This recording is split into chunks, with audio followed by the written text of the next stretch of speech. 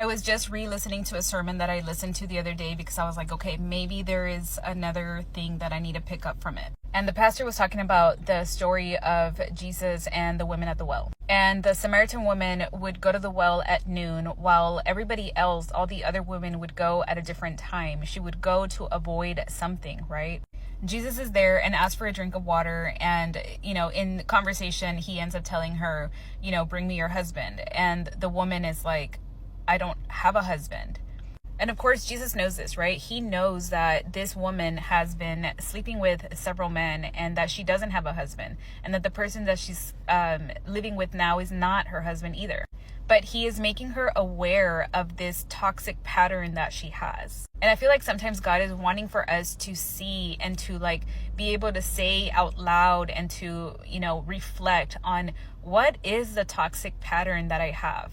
Because once we can reflect on it and actually take that in and be like, okay, this is something that I'm doing. It's also a time for us to be able to ask for help so that God can come in and help you in this, because that is what he wants to do. So toxic patterns can be like going from relationship to relationship.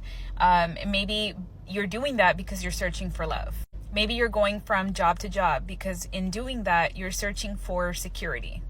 Maybe you're drinking, and with every drink, you're trying to numb something out that actually needs to be dealt with.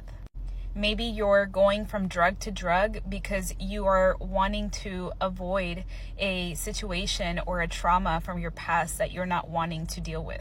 And the thing is that once we can actually reflect and realize what our toxic pattern is, that is when God is there to tell you that the void that you're trying to fill, the answer that you're trying to find, it all comes from him.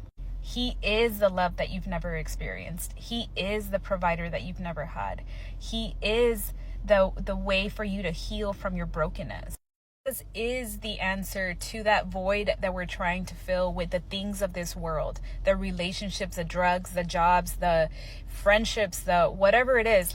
Jesus is the answer to all of those things. And what I love too is how Jesus approaches this woman. He does not shame her. He already knows her past, and he's not avoiding her either. God is there for us. He loves you even if you have a past. He loves you even if you are sinful.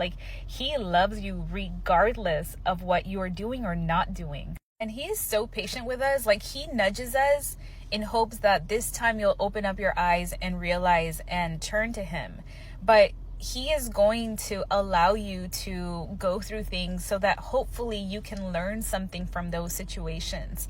And he will continue to nudge until you open up your eyes and realize that God is the answer to that void that you're trying to fill. So in this story, he really demonstrates how much he loves us and how he loves us in spite of our past, and how he values you so much that he will continue to be patient and nudge you in hope that you will turn to him.